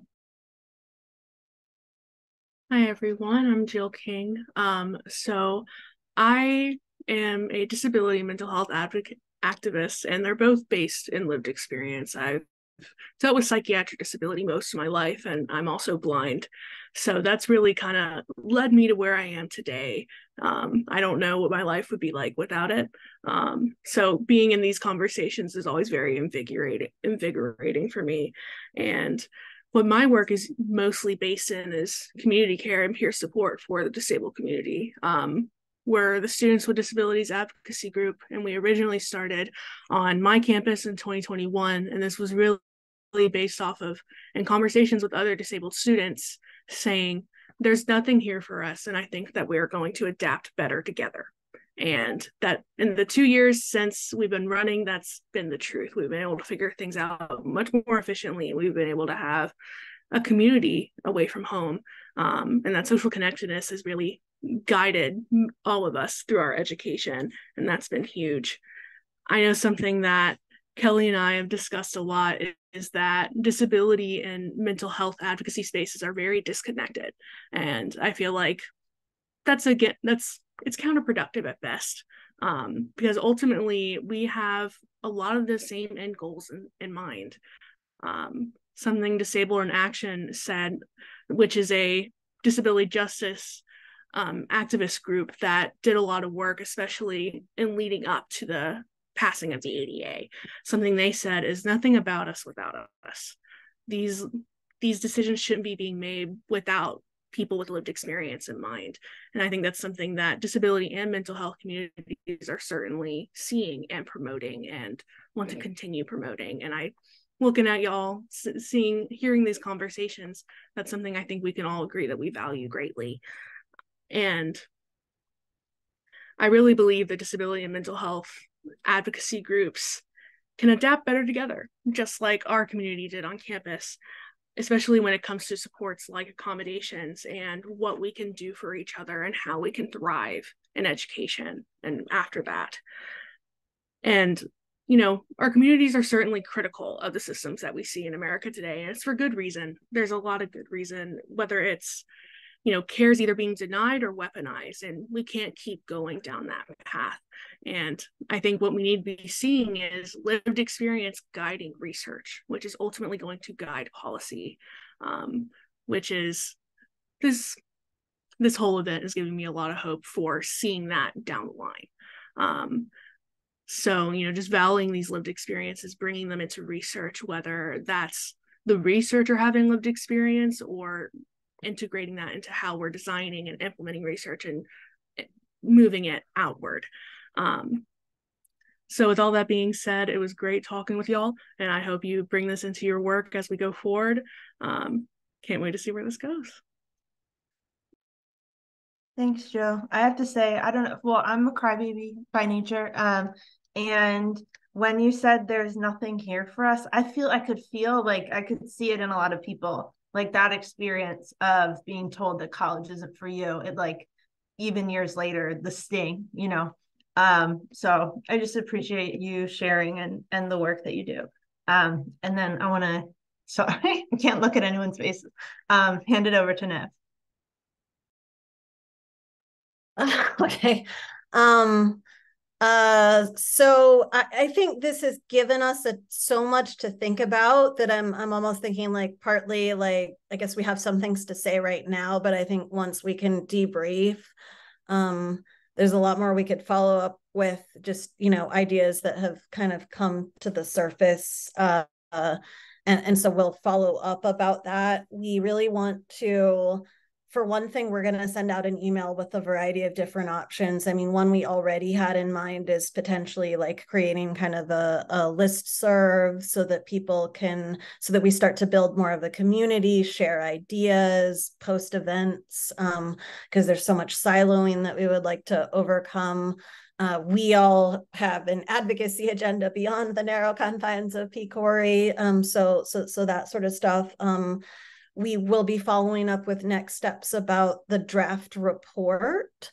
For anybody who has time, if you want to email us already now, if you're interested really in reviewing the report, we're not assuming that everybody has that kind of time, but that would be incredible. But we will also send a follow-up email about that.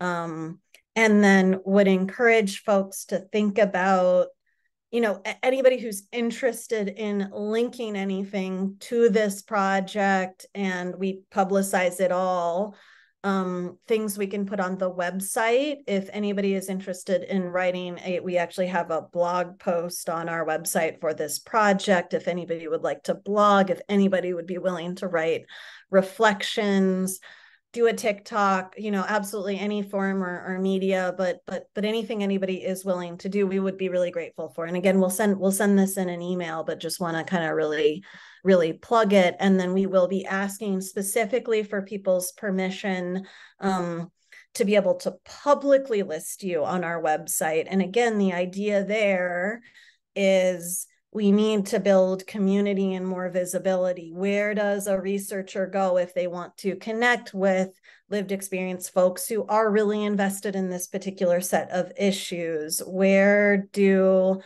lived experience activists go if they want to connect with sympathetic researchers? So just the point is to make people who feel comfortable, to make you more kind of us all more visible, and to try to kind of move the dial that way as well.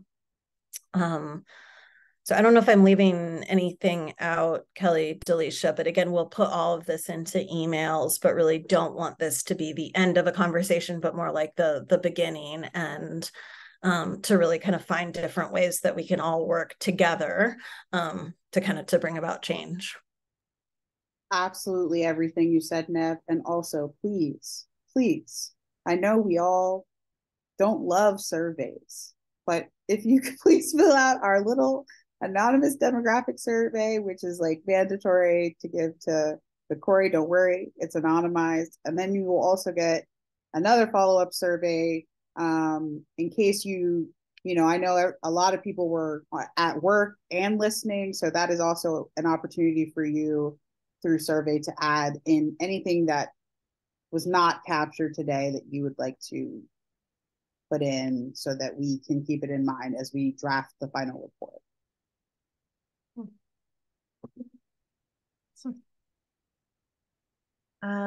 Yeah, I think if y'all are good to go. I want to thank everyone for attending today. It's been really powerful. Thank you for all you do. I know it can be really isolating to like fight the system constantly yourself. So it's been great to share space with you. Also wanted to thank Nev, Holly, Delisha, and Sarah for their leadership. We've been working on this since the application since last July, but the project since the start of this year. And then to Jill, Chandler, and Arthi for their leadership as students, but also as part of the day. So thank you all so much. We will follow up with the things we said we would share. And Sarah, do you have something that you want to add? I was wondering if this would be a nice opportunity to share the link to Margin's essay with the group that they had an interest in sharing with everyone, but unfortunately couldn't attend today. Is that all right? Sure. Yeah. If you want to share a little bit about it. Yeah. Margin Zhang was one of our is one of our work group members, and they wrote a really introspective and powerful essay format in America about their own understanding of themselves, their identities, and also just like in general reclaiming who they are, and kind of like going through, I think, what maybe a lot of us in this room have gone through with in terms of like just trying to grapple with like expectations of identity and whatnot. And they say it much better than I ever could. But they also linked in that article, the essay that they shared in Mad in America, like a link to they're also a pianist, and shared a link to their thesis recital called Flexing, Quivering, and Transforming.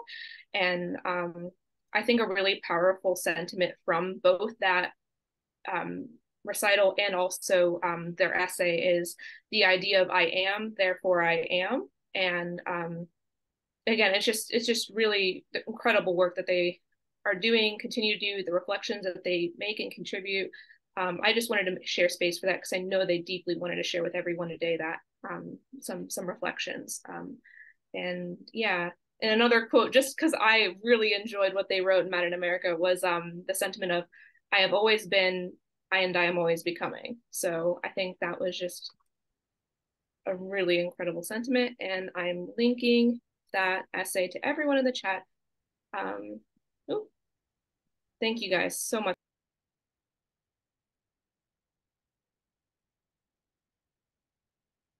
All right. Thanks, everyone. It was so great to spend time with you. We will talk to you soon.